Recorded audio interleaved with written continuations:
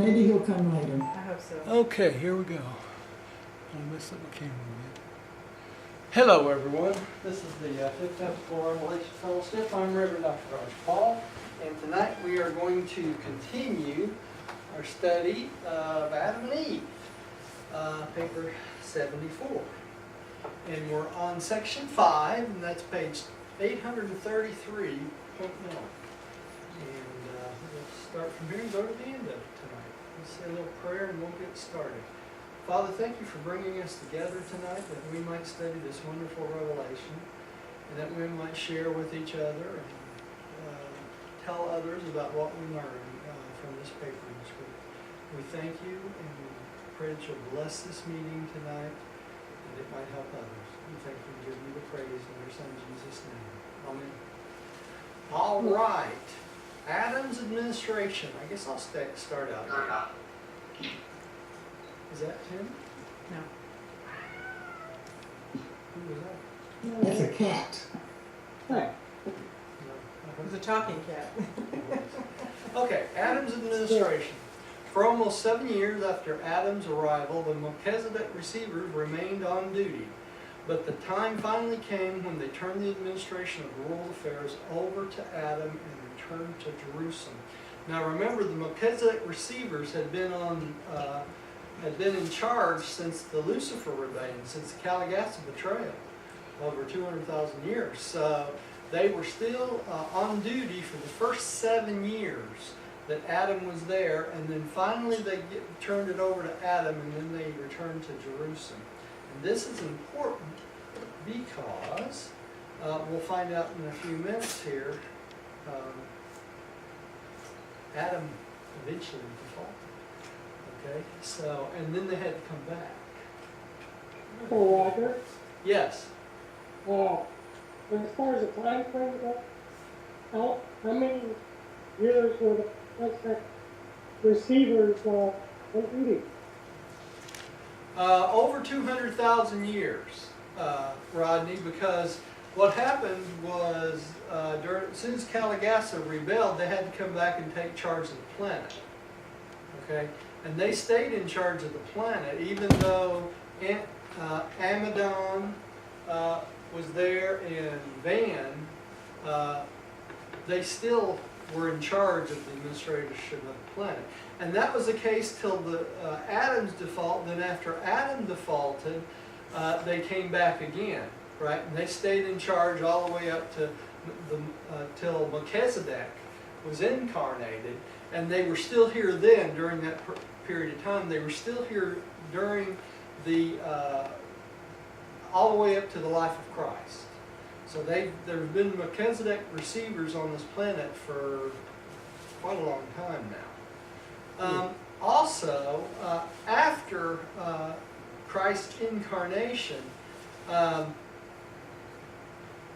Maccabean Melchizedek was named vicegerent ruler of the planet in lieu of Christ, because Christ is the planetary prince now of this planet, along with being sovereign of our universe. Well, Maccabean Melchizedek has not come to take over the administration of the planet, so there's still 12 Melchizedek receivers on this planet. Okay, so we just don't see that. Okay, thank you. Oops.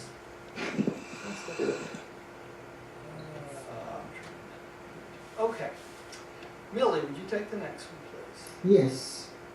The farewell of the receivers occupied the whole of a day, and during the evening the individual Melchizedeks gave Adam and Eve their parting advice and best wishes. Adam had several times requested his advisors to remain on earth with him, but always were these petitions denied.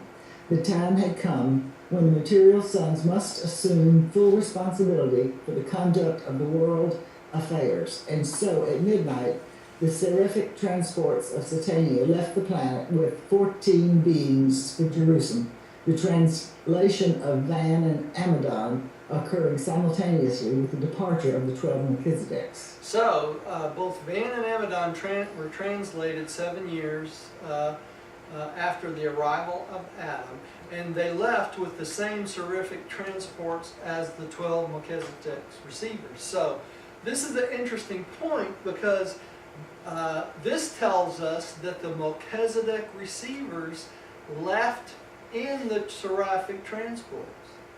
Okay?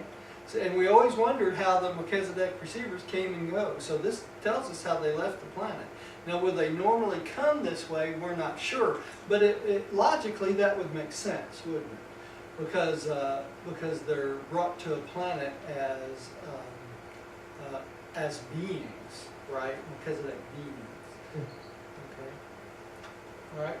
And this is a picture of the individual Melchizedeks giving advice to Adam and Eve. That's really not what this is about, but that's the closest we can find. Okay. And what does translate mean again? What do you say? How would they translate it? Through seraphic transport. They were put in angels, in transport angels, seraphic transport. Not the physical body. Not their physical bodies, but their spiritual self, right? Now we know that the Melchizedek, the seraphic transports cannot transport physical bodies, right? But it does not say that they cannot transport spiritual beings, right, as their bodies. We don't know how that works. They're in a different plane, in a different physical plane. So they may have to be completely translated like Van and Amadon were and put to sleep and then transported that way. We're not sure. But that would make sense, right? So Amadon's body, I wonder what happened to it. What happened to Amadon's body? It was probably dissolved because normally when translation takes place, the body is consumed in fire. Okay? So more than likely the body disappeared when they translated it. Somebody else there? No? Okay. Romney just failed. His call just failed. Did we skip? No. Okay. Is he back? Not complete. Rodney, are you there? Just hold on while we try to get your call back.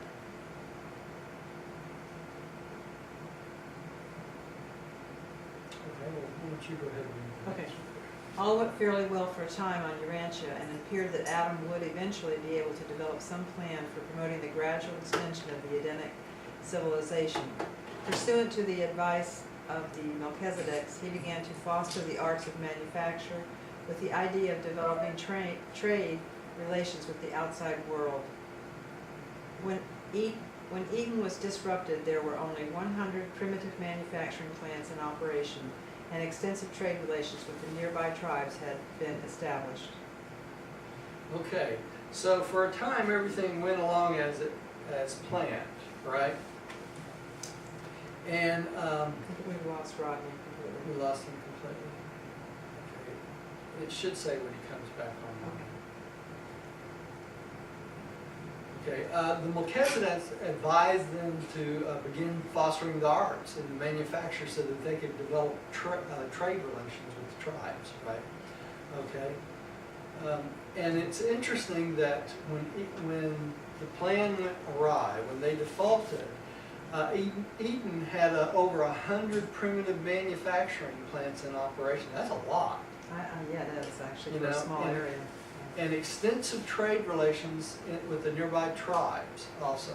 So they were communicating with all the tribes outside of Eden and manufacturing things and taking it to them and trading and that sort of thing.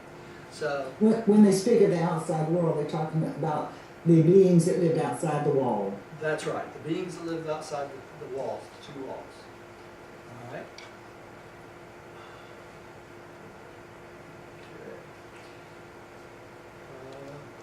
I guess I'm not. For ages, Adam and Eve had been instructed in the technique of improving a world in readiness for their specialized contribution to the advancement of evolutionary civilization.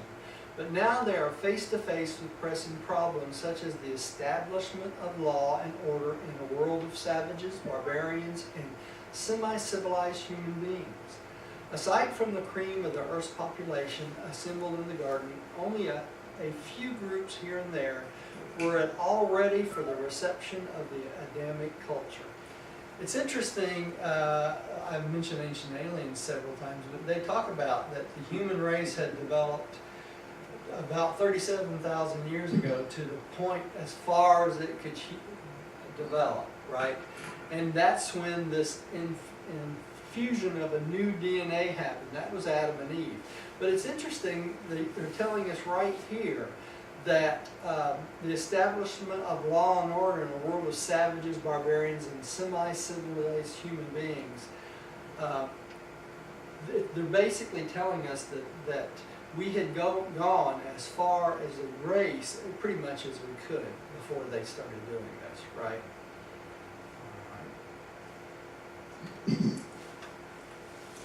Millie, would you take this?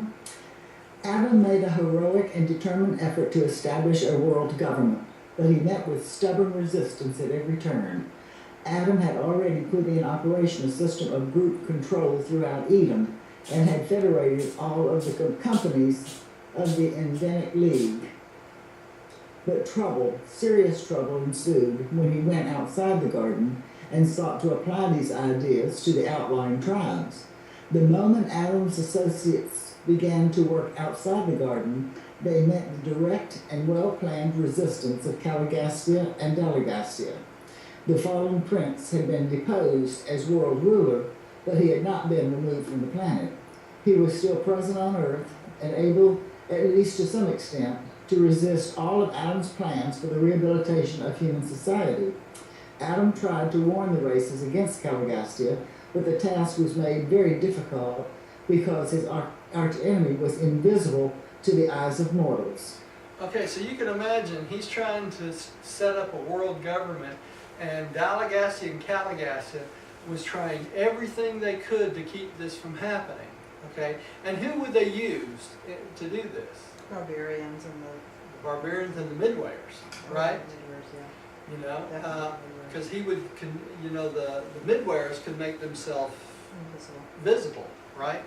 So, I'm sure they caused all kinds of havoc, and it was hard to convince the humans that Caligastia and Delegastia even existed because they couldn't see them, right? Either one.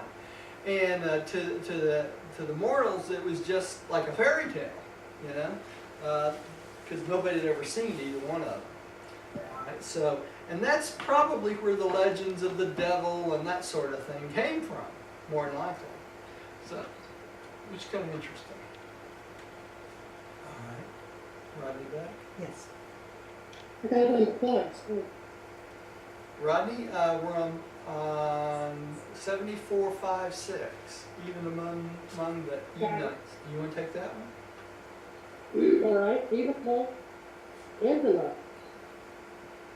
There were those confused minds that leaned toward the Caligastia teaching of unbridled personal liberty, and they caused Adam no end of trouble, always with setting the best laid plans for orderly worship and subsequent development.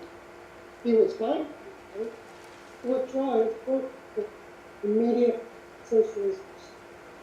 He fell back on man's method of organization, dividing the Edenites into companies of 100 with captains over each and with lieutenants. Lieutenants in charge of groups of 10. Okay, so the Edenites were leaning towards Caligastia's teaching of unbridled personal liberty. What are they talking about? In other words, what they were leaning toward is everybody doing whatever they wanted to, right? That's the whole point of Caligastia's going with Lucifer and his personal liberty. In other words, Lucifer was teaching that anybody should be able to do anything they want all the time, right? So nobody's in charge, in essence, right? So that means there would be no progression in society if they went that way. So Adam had to deal with this constantly, and finally he went back to Van's organization of dividing them into groups or companies in 100 with captains and lieutenants over each one of them. So think of this. This was a kickback to the 12 tribes of Egypt, right? Or the 12 tribes of Jews. It's the same principle, right? Groups, and then there's people over in charge of each of those groups. All right. Okay, sweet. Adam and Eve had come to institute representative government in the place of monarchical. But they found no government worthy of a name on the face of the whole earth. For the time being, Adam abandoned all effort to establish representative government, and before the collapse of the Edenic regime, he succeeded in establishing almost 100 outlying trade and social centers where strong individuals ruled in his name. Most of these centers had been organized aforetime by Van and Amadon. Okay, what are they talking about representative government here? In other words, a voting system where everybody had a vote, and then those votes would be passed on to persons educated enough to make a decision about whatever issues were taking place, right? So that way it was a government, it was basically a democracy, right? Or a republic in essence. That's what America is. We're not really a democracy, we're a republic. We elect people. That's why the president is not decided on the popular vote. We vote, and then our representatives from each one of our states make a decision on who they want to vote for, and they should follow their constituency, but they do not have to. And that's what a representative government is. You have a representative for you and your group go and say, these people want this to be done. That's the representation of the people. Okay? That's what a representative government is, and that's what Adam tried to set up. All right. Okay. The sending of ambassadors from one tribe to another dates from the times of Adam. This was a great forward step in the evolution of government. 6. Millie, would you take this one? The home life of Adam and Eve.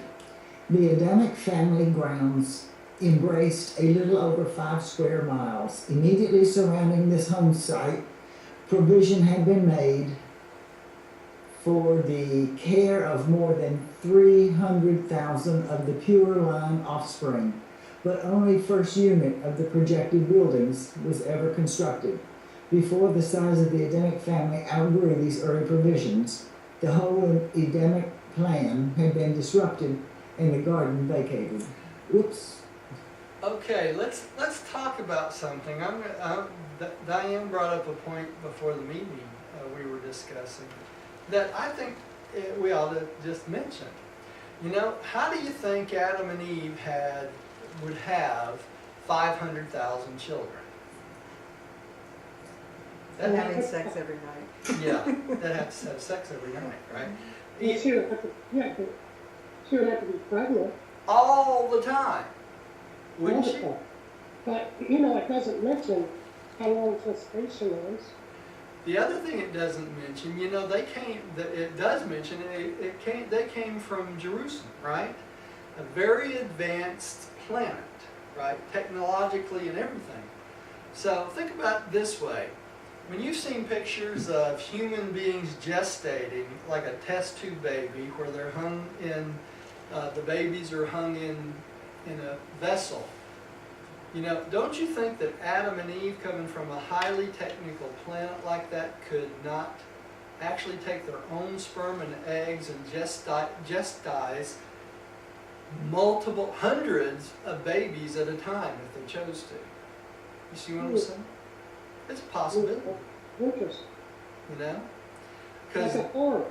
Pardon me? Like a farm. Like a farm, a baby farm. right? And then, of course, when it came time for them to be born, Eve would assume the responsibility of taking care of them, right? No. It's possible. I don't think that's blasphemous. We're just speculating on how this took place. We don't know for sure. I know. There's no way to tell anything like this. Probably the first, few at least of their children were born just naturally, like any other children. But it would make sense that if they chose to, they probably were technologically advanced enough that there's many different ways they could take their own sperm and eggs and multiply it, hundreds of times really quickly. Yeah, it never states that Eve was pregnant. No, it doesn't. All the way through this.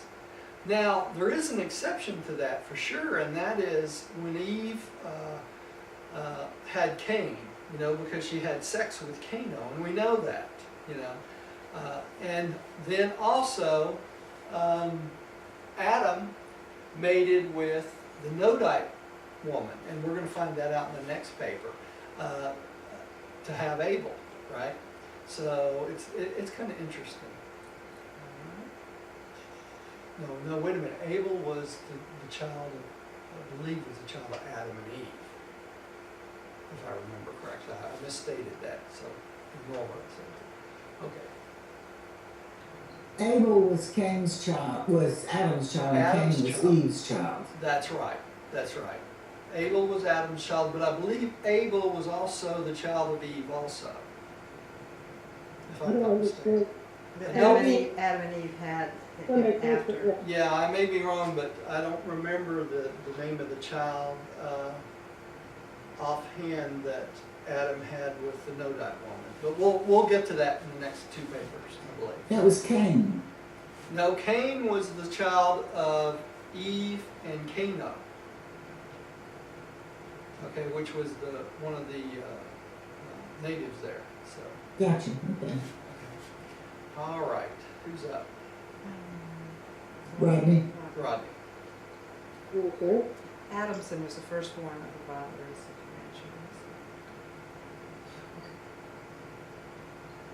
Comanches. Me, Yeah. Adamson was the firstborn of the Viet race of Urantia. Excuse me. Being followed by his sister and Esau, the second son of Adam and Eve. Eve was the mother of 5 children before the Melchizedek left, 3 sons and 2 daughters. The next 2 were twins. They bore, or she bore, 63 children, 32 daughters, and 31 sons before the fall. When Adam and Eve left the garden, their family consisted of 4 generations, numbering 1,647 pure line descendants. They had 42 children after leaving the garden, besides the offspring of joint parenting with the mortal stock of earth. And this does not include the Adamic parentage to the Nodite and evolutionary basis. So that's kind of a breakdown, right? The So first. that was a 7-year span. That was a 7-year, the first part there they were talking about a 7-year span, right? Let's see, that was what? Adam's son and Eve's son. 5 children, 5 other children before the Melchizedek's left, 3 sons and 2 daughters. So they had 3 sons and 2 daughters before the Melchizedek's left, right? That was the first 7 years. After that, within 100 years, we know, because they left the garden they defaulted after 100 years. Then there were 63 children, 32 daughters, and 31 sons before the fall. So that would have been 63 children between the 7th year and the 100 years, right? So that's, she could have 1 child a year or 1 child every 9 months. That would be possible, Be possible. Yeah. Okay, and then after they left the garden, they had 4 generations, so their children had already started having children and grandchildren, right? So they had 1,647 pure line descendants before, after they left the garden. So that's kind of interesting. You can trace everything back like that.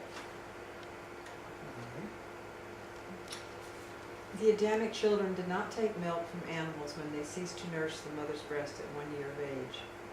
Eve had access to the milk of a great variety of nuts and to the juices of many fruits, and knowing full well the chemistry and energy of these foods, she suitably combined them for the nourishment of her children until the appearance of teeth. So they didn't use mother's milk or goat's milk. They used milk from nuts, which we have available now in the stores, right? Yeah, almond milk. Almond milk, cashew milk, right? Right. Well, cooking was universally employed outside the immediate Adamic sector of Eden. There was no cooking in Adam's household. They found their fruits, nuts, and cereals ready prepared as they ripened. They ate once a day shortly after noontime. Adam and Eve also imbibes light and energy directly from certain space emulations in conjunction with the ministry of the tree of life. So they were sustained by the light and energy they absorbed from the fruits of the tree of life or the leaves of the tree of life. Right?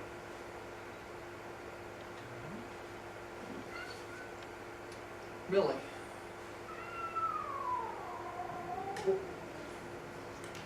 The bodies of Adam and Eve gave forth a shimmer of light, but they always wore clothing in conformity with the custom of their associates. Though wearing very little during the day, at eventide they donned night wraps. The origin of the traditional halo encircling their head is supposed pious and holy men dates back to the days of Adam and Eve, since the light emanations of their bodies were so largely obscured by clothing.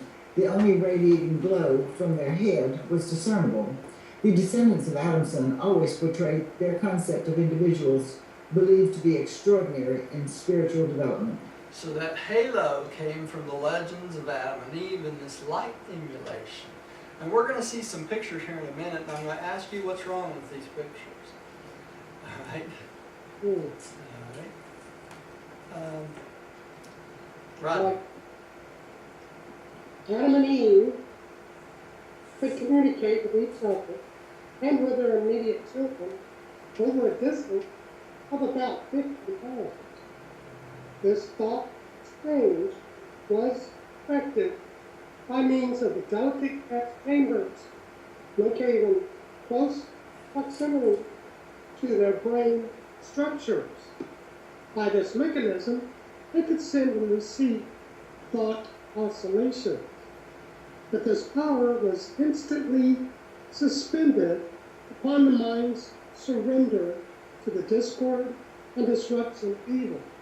Okay, so they had a special ability because of a chamber in their brain. The oscillations of their mind could be broadcast to each other up to about 50 miles. Now this is partially because of their imbibing in the tree of life, keeping them alive and being connected to the circuits. As soon as they defaulted, this ability was disrupted because they were no longer in the circuits any longer. Hmm. Okay. The Adamic children attended their own schools until they were 16, the younger being taught by the elder. The little folks changed activities every 30 minutes, the older every hour. And it was certainly a new sight on Urantia to observe these children of Adam and Eve at play, joyous and exhilarating activity just for the sheer fun of it. The play and humor of the present-day races are largely derived from the Adamic stock. The Adamites all had a great appreciation of music as well as a keen sense of humor. Okay, remember that the barbarians didn't have hardly any humor at all, right? So that was one of the benefits of blood. The average age of betrothal Betrothal. was 18, and these then entered upon a 2-year course of instruction in preparation for the assumption of marital responsibilities. At 20, they were eligible for marriage, and after marriage, they began their life work or entered upon special preparation therefor. So they were not allowed to marry until they were 18, but they had to go through 2 years of preparation to get married. So they were actually 20 before they actually got married. The practice of some subsequent nations of permitting the royal family, supposedly descendants of the gods, to marry brother to sister dates from the tradition of the Adamic offspring mating, as they must needs with one another. The marriage ceremonies of the first and second generation of the garden were always performed by Adam and Eve. Okay, so it was the children as they were born married each other as they got of age, right, to reproduce the stock. All right. 7. So a son would marry brother. Yeah. Yeah, they could marry brother and sister because they had to keep the violet stock going, right? There weren't any And other they could because there was no bad genetics. that there was no bad genetics, right? They wanted to get it up to 500,000 before they started mixing with the tribes, right? All right, Rodney? Hey, number 7. Life in the garden. The children of Adam, except for 4 years Seminoles, at the Western schools, lived and worked in the peace of Eden. They were trained intellectually until they were 16 in accordance with the preference of the Jerusalem school. From 16 to 20, they were taught in the Urantia schools at the other end of the garden, serving there also as teacher in the Lord's Ring. And notice that the children taught whatever they learned to the younger children underneath them. So that's the way they knew they learned their lessons, is because they had the capability of teaching it to someone else. And that's why I keep stressing the reason we need to know this information so well is it's our responsibility to teach others, right? That's how you show that you know the information, right?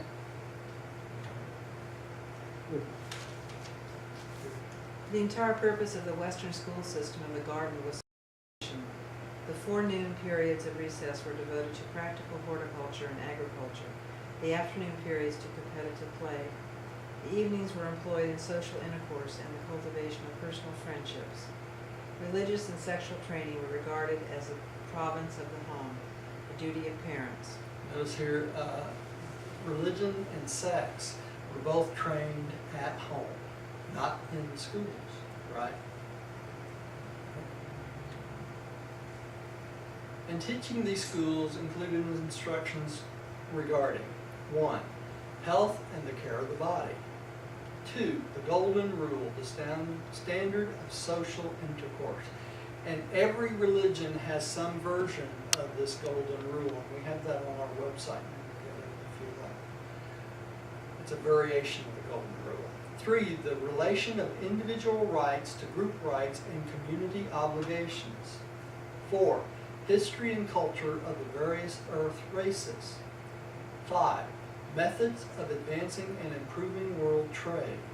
6. Coordination of conflicting duties and emotions. 7. The cultivation of play, humor, and competitive substitutes for physical fighting. So they try to teach them from very young that there's other substitutes for fighting among each other. And that's why they're trying to stop the warring between the tribes by teaching them these things, right? The schools, in fact, every activity of the garden were always open to visitors. Unarmed observers were freely admitted to Eden for short visits. To sojourn in the garden, a Urantian had to be adopted. He received instructions in the plan and purpose of the Adamic bestowal, signified his intention to adhere to this mission, and then made declaration of his loyalty to the social rules of Adam and the spiritual sovereignty of the Universal Father. This kept them from going in and causing conflict while they were there, right? So they had to be at one in spirit with what was going on there. Okay, Rodney. The laws of the garden were based on the older codes of Dalmatia and were promulgated Promulgated. under 7 heads. Number 1, the laws of health and sanitation. 2, the social regulations of the garden. 3, the code of trade and commerce. 4, the laws of fair play and competition. 5, the laws of the home life. 6, the civil codes of the Golden Rule. 7, the 7 commands of supreme moral rule. That was probably what we call the 7 commandments, right? The last one, right? That they had in Dalmatia. The moral law of Eden was a little different from the 7 commandments of Dalmatia, but the Adamites taught many additional reasons for these commands.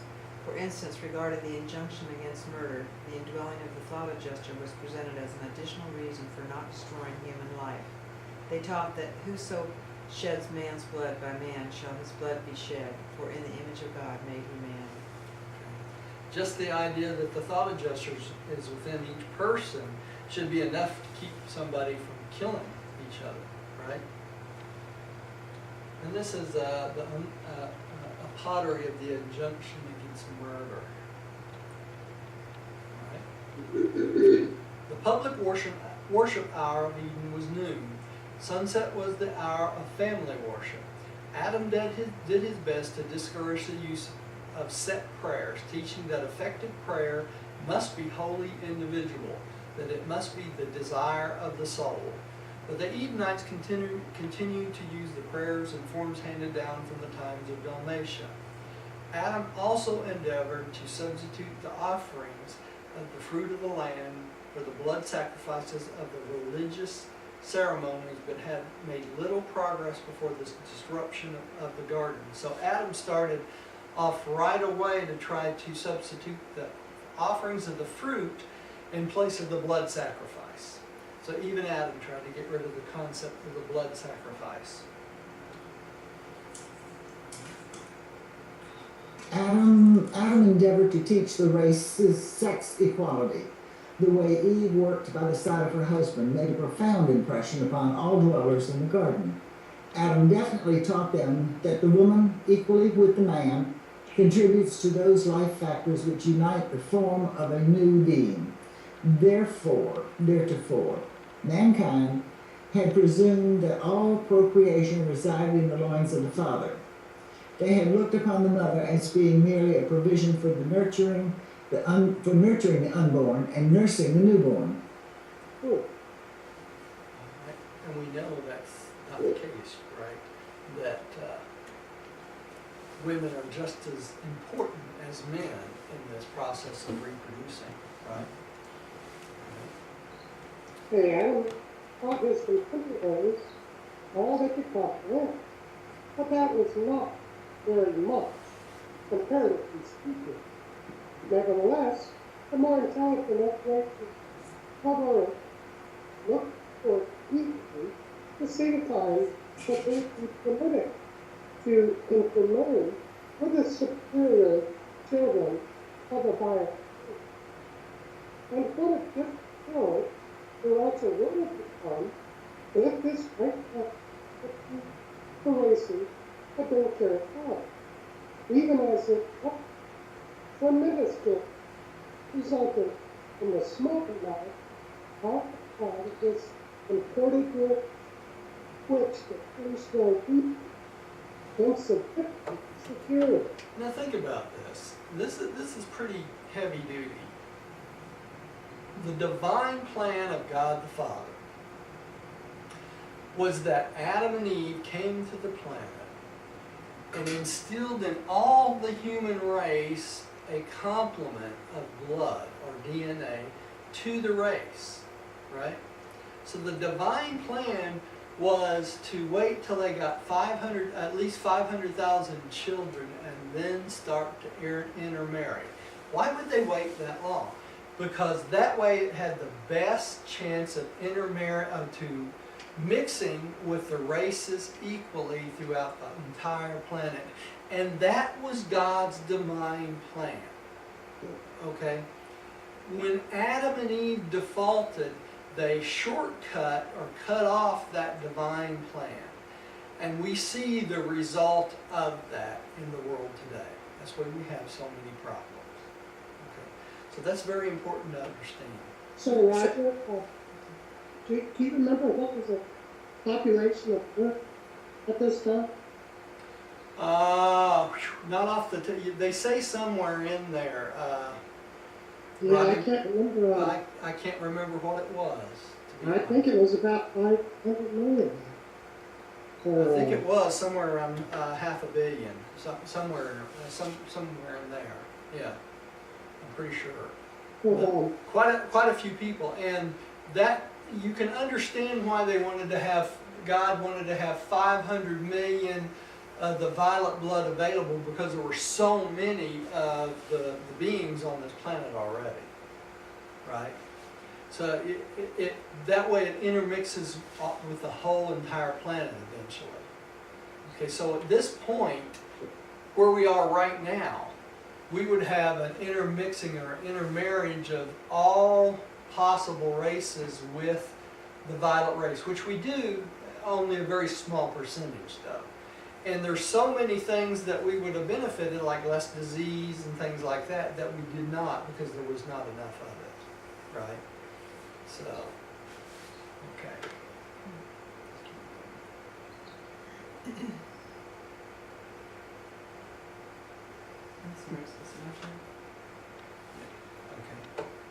Okay. Yeah, please do. And thus did Adam work for the welfare and uplift of the world of his sojourn. But it was a difficult task to lead these mixed and mongrel peoples in the better way. I'm sure it was. Yeah, almost an impossible task. The legend of creation, number 8. The story of creation in Urantia in 6 days was based on the tradition that Adam and Eve had spent just 6 days in their initial survey of the garden. That's where the legend came from. Okay? This circumstance lent almost sacred sanction to the time period of the week, which had been originally introduced by the Dalmatians. Adam's spending 6 days inspecting the garden and formulating preliminary plans for organization was not prearranged. It was worked out from day to day. The choosing of the 7th day for worship was wholly incidental to the facts therewith narrated. So the 7th day is no more holier than any other day. It's just the way it worked out. Okay? All right. To Adam, every day was as important. What's wrong with this picture? I'm going to show you about 3 pictures like this, and they all have the same thing wrong. Well, they look very weak, and they don't look like strong beings. They don't, do Power they? They look like meek and right. Very meek. What else is wrong with this Well, picture? they're- Let me see if the other one is right The snake at the tree. next. Yeah, the snake in the tree. The snake. Oh yeah. Yeah, the snake. That's right. Is that a deer in the background beside them? I guess it is. That's a deer in the background. How about they have no clothes on? Yeah, and they're not violet. They're not violet. They have no hue around their bodies, right? Adam and Eve never appeared to any human without clothes. So this whole thing of Adam and Eve running around the Garden of Eden without clothes is a bunch of hogwash. Yeah, they said further back that they clothed themselves like the locals did, and at night they put on a wrap. They put on a wrap, so they never appeared to the people without clothes. Because if they did, they would have a violet glow all over, right?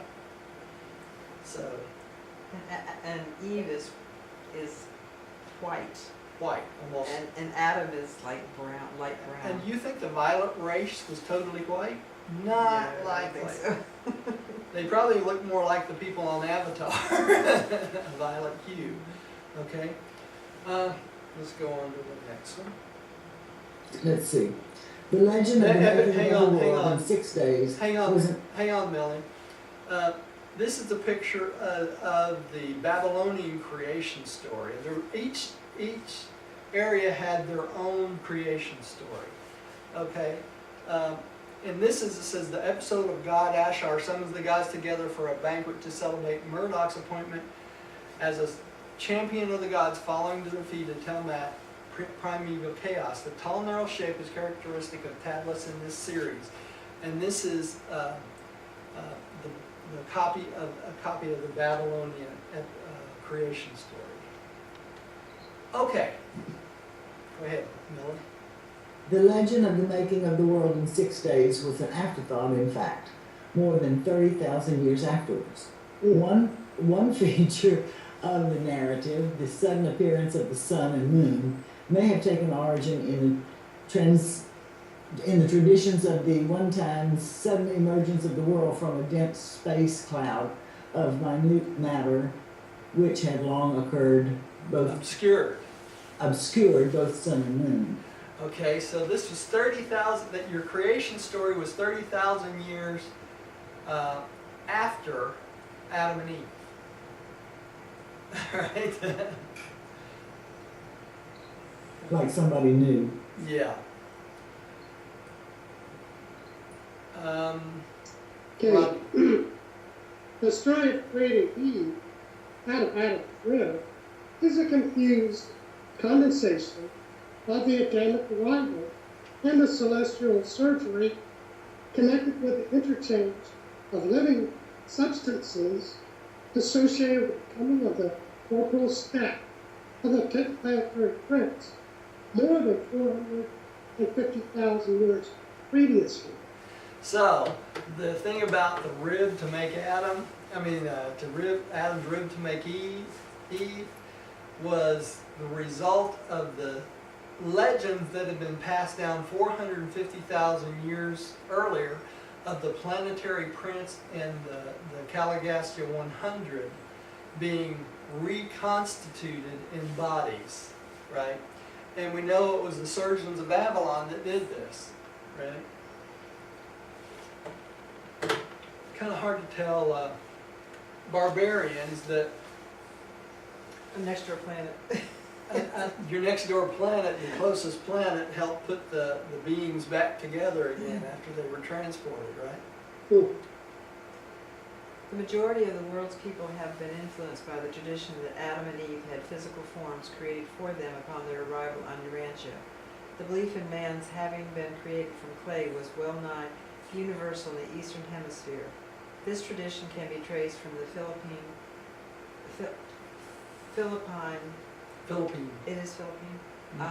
islands around the world to Africa, and many groups accepted the story of man's clay origin by some form of special creation in the place of the early beliefs in progressive creation, evolution.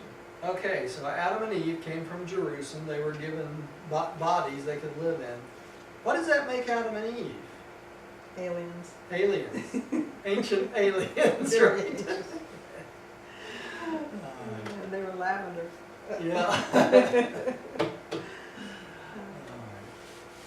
Away from the influences of Dalmatia and Eden, mankind tended toward the belief in the gradual ascent of the human race. The fact of evolution is not a modern discovery. The ancients understood the slow and evolutionary character of human progress. The Greeks had clear ideas of this despite their proximity to Mesopotamia. Although the various races of Earth became sadly mixed up in their notions of evolution, nevertheless, many of the primitive tribes believed and taught that they were the descendants of various animals. Primitive peoples made the practice of selecting for their totems the animal of their supposed ancestry. Certain North American Indian tribes believed they originated from beavers and coyotes. Certain African tribes teach that they were descendants from the hyena, a Mela tribe from the lemur, and the New Guinea groups from the parrot. Isn't it interesting? We had to wait till the 19th century before we got to the point where people didn't believe in evolution anymore. Yeah. You know? And then you have a bunch of idiots running around trying to shut down schools because they teach evolution. Right? kind of interesting. There's still a lot of people who don't believe in evolution, who think Yeah. that There's an old they proverb. Adam and Eve were just put. Adam was made out of clay, and Eve came from his rib. Lots of people, particularly here on the Listen, Shining Buckle of the Baptist Bible Belt. when I was studying in medical school, we had a cadaver lab, and we had a guy one day. Everybody had to dissect a human being, right? And during one of the classes one day, one of the Southern Baptists there, asked the instructor, says, "Which rib is it that is missing in the men?" They actually believed it, right? He said, "That's not really true, right? It says so in the Bible. It's got to be true." Yeah. But that sort of thing happens. The Babylonians became because of immediate contact with the remnants of the civilization of the Adamics, enlarged and embellished the story of man's creation. They taught that he had descended directly from the gods. They held to an aristocratic origin for the race which was incompatible with even the doctrine of creation out of clay. You see that on TV almost any night. All right. Rodney. Hey, the Old Testament account of creation which was long after the time of Moses. He never taught Hebrews such a distorted story, but he did a simple and content narrative of creation to the Israelites, hoping thereby to augment his appeal to worship the Creator, the universal Father, whom he called the Lord God of Israel. Okay, and remember Moses was taught by, it was a woman that was a descendant of Abraham's family, which had been taught by Melchizedek. So they had the information to teach Moses. And Moses, growing up in the house of the Pharaoh, also had a very good education. So this is where this comes from. Okay? And that's why they tried to get him to worship the universal Father. Okay? In his early teachings, Moses very wisely did not attempt to go back of Adam's time, and since Moses was the supreme teacher of the Hebrews, the stories of Adam became intimately associated with those of creation. That the earlier traditions recognized pre-Adamic civilization is clearly shown by the fact that later editors, intending to eradicate all reference to human affairs before Adam's time, neglected to remove the telltale reference to Cain's immigration to the land of Nod, where he took himself a wife. That was one of the things I stumbled over while I tried to stay in the church. Yeah. We all did. What do you mean he went to the land of Nod? It was only Adam and Eve, right? That's right. He was this Nod guy, right? Yeah. How did they get to be a land of Nod? Yeah. Okay. The Hebrews had no written language in general usage for a long time after they reached Palestine. They learned the use of an alphabet from the neighboring Philistines, who were political refugees from the higher civilization of Crete. The Hebrews did little writing until about 900 BC, and having no written language until such a late date, they had different stories of creation, several different stories of creation in circulation. But after the Babylonian captivity, they inclined more toward accepting the modified Mesopotamian version. Okay, and this is an alphabet from the Philistines. Okay, the neighboring Philistines. And this is, it's pretty long, I'm not going to read it, but it talks about Ramses III and the Philistines and the Egyptian Empire, and the invasion of the Egyptian Empire.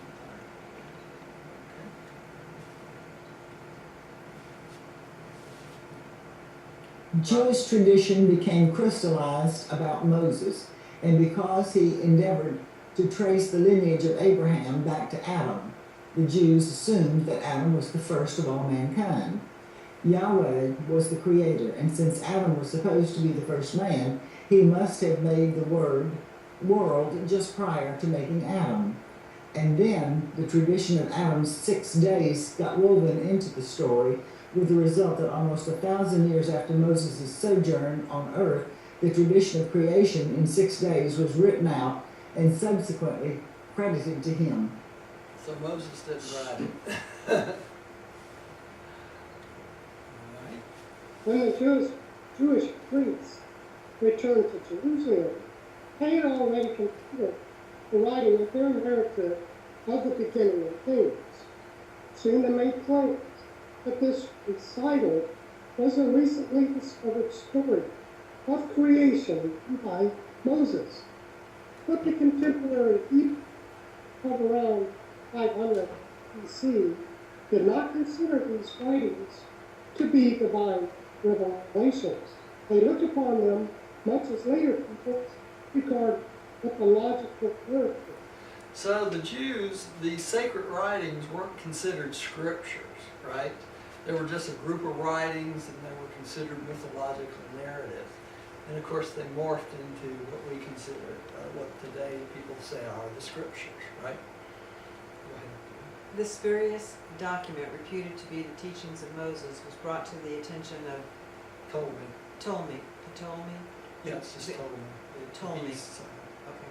The Greek king of Egypt, who had it translated into Greek by a commission of 70 scholars for his new library at Alexandria. And so this account found its place among those writings which subsequently became a part of the later collections of the sacred scriptures of the Hebrew and Christian religions. And through identification with these theological systems, such concepts for a long time profoundly influenced the philosophy of many Occidental peoples. And this is a portrait of Ptolemy, who had these writings translated for the Library of Alexandria. The Christian teachers perpetuated the belief in the fiat creation of the human race. And all this led directly to the formation of the hypothesis of the one-time golden age of utopian bliss, and the theory of the fall of man or superman, which accounted for the non-utopian condition of society.